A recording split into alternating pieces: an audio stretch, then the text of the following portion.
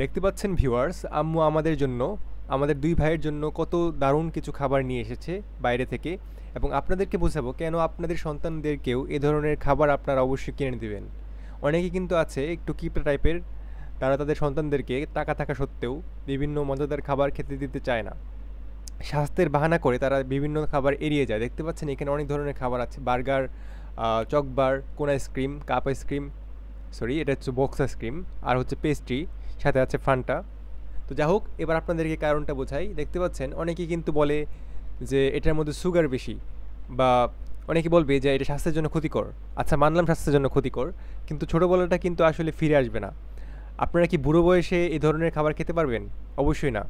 এবং আপনারা যদি ডাক্তারি হাইজিন মেনটেন করার চেষ্টা করেন তাহলে দেখবেন যে সব জায়গাতেই রোগ জীবাণু, সব জায়গাতেই সমস্যা। ইভেন আপনার নর্মাল একটা মিষ্টি বা সেমাই, সেটার মধ্যে সুগার, তারা সব জায়গাতে সুগার ধরতেছে।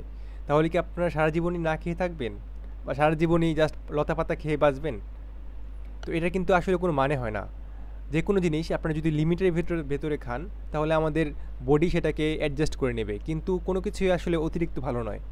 আরেকটা বিষয় হচ্ছে যে সময় কখনো চলে গেলে তা ফেরত আসে না। আপনারা যখন আপনার সন্তানদেরকে এগুলো না কিনে দিয়ে টাকাটা জমাবেন, তখন যেটা হবে যে তারাও কিন্তু বড় হয়ে তাদের সন্তানদেরকে কিনে দেওয়ার সময় মনে করবে যে আসলে আমি আসলে এটা খেতে পারিনি। কেননা বড় হলে আসলে এগুলো খেতে ইচ্ছা করে না তেমন একটা, ছোটোবেলা যেমনটা ইচ্ছা করে।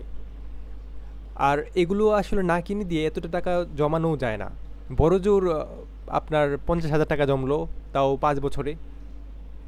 সো এটা আসলে অযথাই অর্থহীন।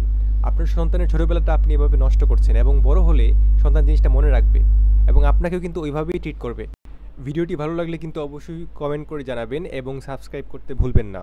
তো যা হোক ভিউয়ার্স, আপনারা চেষ্টা করবেন অজুহাত না দিয়ে আপনাদের সামর্থ্য মতো আপনাদের সন্তানদেরকে বিভিন্ন খাবার কিনে দিতে। কেননা মনে রাখবেন, পরিবারের লোকদের পিছনে ব্যয় করাটাও কিন্তু এক প্রকারের দান, এটা হাদিসের কথা। সকলে ভালো থাকবেন, সুস্থ থাকবেন। আল্লাহ হাফেজ।